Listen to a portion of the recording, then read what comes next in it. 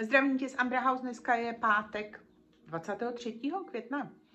Dneska vám nahraju 2 videa, abyste měli na Wochenende, na víkend. Vatikán a parazitické bytosti kolem nás. Něco k zamyšlení. Proč se klanět Vatikánu? Proč volit papeže? Proč se nepodíváme do podzemí, do těch katakomb, do těch archivů? Co skrývá Vatikán? Z čeho žije Vatikán?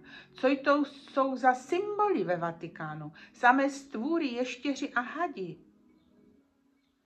Co zakrývají ty katakomby? Tolik darmožroutů, kardinálů a kněží. Viděli jste to na těch volbách papeže, ano? Tolik darmožroutů, kardinálů a kněží. Kdo to všechno financuje a proč? Pálili čarodejnice, mučili a zabíjeli. Pro názor. Mají ochránce? Mají ochránce, strážce, kuchaře, číšníky, uklízečky, prostě služky. Moc a bohatství v nejkrásnějších prostorách historie. My čteme mnoho o Vatikánu, to, o čem média mlčí. Skoro všechny ty vatikánské loutky zakrývají ty pedofilní stvůry, co zneužívají své svěřence a nikdo je nesoudí. Sexuální chtíč, fantazie, děti, rituály, oběti a krev. To všechno se děje ve Vatikánu a my mlčíme.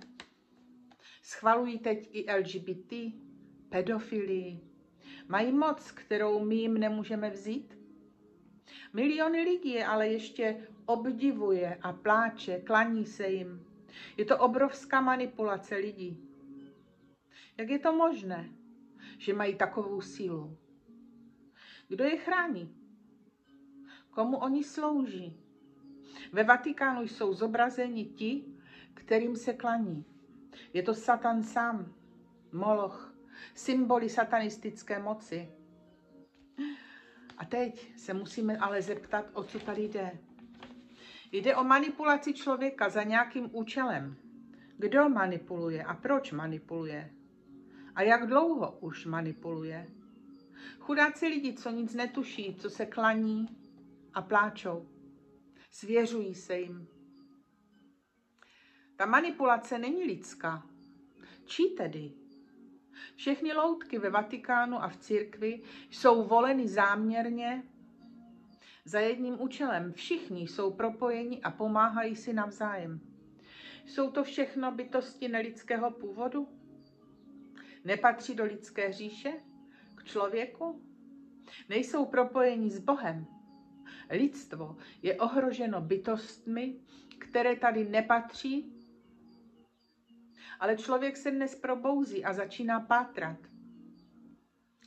A k tomu potřebujeme více a více informací. Všimli jste si u pohřbu papeže, že na rakvi je obrácený kříž?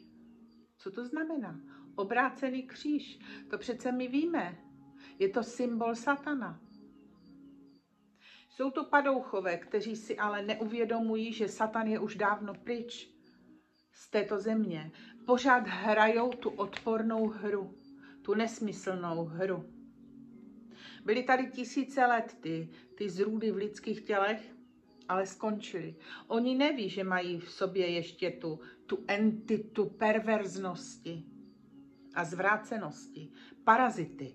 Oni mají v sobě parazity, kteří chtějí přežít. Paraziti řídí tyto bytosti v tělech, v jejich tělech. Jsou to imbecilové idioti. Čím víc živí tyto paraziti někteří lidé, lidské bytosti, strachem, negativními emocemi lidí, no a samozřejmě lidským masem a krví, tím více paraziti rostou. Člověk se mění a stane se z nich zrůda bez emocí. A to vidíme teď kolem sebe, kolik je tady zrůd odporných bytostí v lidských tělech. Jsou to ničitele lidského života. Jdou proti člověku a proti civilizaci. Mimochodem Tedrosovi a Gatesovi se podařilo prosadit pandemickou smlouvu. Uršulka Lajnová byla zbavena u soudu prostě trestu. Nic se nebude dít s tím, že byla odsouzena vlastně v Hágu. Žádná země si prostě netroufla postavit se proti návrhu té pandemické smlouvy, jen 11 států, včetně Slovenska, Polska, Ruska, Itálie, Izraela a Iránu. Ti se zdrželi hlasování. Samozřejmě, že Spojené státy americké. Česká republika patřila mezi státy, které s návrhem souhlasí. Trump vystupuje z WHO, o tom moje minulé video. Fico argumentoval, že návrh narušuje národní suverenitu a lidská práva.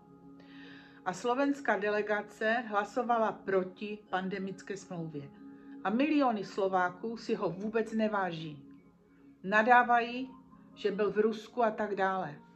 Nenávidí ho polovina Slovenska. Já už se v těch lidech opravdu nevyznám. Prostě zatemněné mozky, asi včelkami manipulované na dálku. Čili eugenik Bill Gates vyhrál. Můžeme čekat brzy miliony včelek, které zachvátí Evropu? Satanisté již zcela odebrali lidem svobodu. Za oběť šíleným plánům a experimentům satanistů padnou nyní miliony lidí. Člověk stále mlčky přihlíží a mlčení je souhlas. Dostaneme, co si zasloužíme? A nyní přijdou volby. Váš Babiš, zastánce včelek a ta jeho pravá ruka, ta, která chodí každý týden k holiči, já nevím, teď si nemůžu vzpomenout, jak se jmenuje. Však si pusťte jejich videa, jak se vyjadřovali o nás, o lidech bez té včelky. Jak nás odsuzovali. Chtěli nás vymazat z povrchu země.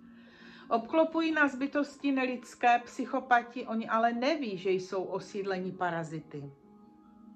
Problém, co tady vidíme, je nevíra, nedůvěra v Boha. Člověk se nezajímá o pravdu, o tu absolutní božskou pravdu. Pravda je jen jedna. A mnoho z nás se snaží najít tu absolutní pravdu. Není to lehké. Není to lehké. Je třeba se také zajímat o to, kdo jsem, o naší DNA, o naše schopnosti a vlastnosti, které máme. Tito psychopati nám chtějí vzít naši DNA, manipulují z naší DNA. A jak to víme, ano? A to jim nesmíme dovolit. Čili pochopit a zajímat se, sbírat informace. Naše DNA je centrum pozornosti pro tyto parazity. Nemůžeme se vyvíjet, když nám někdo stále manipuluje z naší DNA. Ano? V naší DNA je umístěno božské světlo, po kterém oni tak touží. Ti predátoři, paraziti, svině a stvůry. Sledujeme, kdo se na nás nalepuje, kdo nám bere energii, kdo nás uchopuje chapadly a jak to dělá. Sledovat, bránit se, nereagovat, distancovat se. Bohužel je to svět, ve kterém žijem, plný parazitů, stvůr, imbecilů, idiotů, magorů a ovcí. Co s námi dělají? To přece musíme vidět. Nepřehlížet to, neschovávat se. Přece ty stvůry teď vidíme. Všechno je očividné. Jako Tedros, Bill Gates. Schwab už utekl, anebo ho zlikvidovali. Kdo ví, kde je. No a těch je tady stovky. Stovky, nás je miliardy. A jak to dělají, aby měli stále ten zdroj obživy? Nás. Vzduch, včelky, potraviny, kosmetika, pesticidy, herbicidy, voda. No a teď chtějí zakryt slunce, abychom neměli zdroj světla. Ano, Kde to musí dojít, abychom procitli? Čili WHO bude vyvolávat pandemie, farmaprůmysl nám budou dodávat ty včelky, aby nás zachránili. A naše Evropská unie v čele s Uršulkou nás zavře v 15-minutových městech. WHO je soukromá organizace, nikým nevolená. My víme, kdo ji řídí. Paraziti žijou navíc z našich peněz. A teď je schválená pandemická smlouva. Dlouho jsme čekali, až jsme se dočkali. A co je ten náš brouk? To přece taky víme. Ten brouk, který teprve přijde. Nebo si myslíte, že nám dají pokoj? Ty 4 roky to byl experiment, to byla zkouška, jak budeme reagovat. A jak jsme reagovali? Poslušně jsme reagovali, jako otroci. Jsme dělali všechno, co nám nařídili. My víme, že to je biologická zbraň. A k čemu slouží takové zbraně? Víme, co máme v našich buňkách?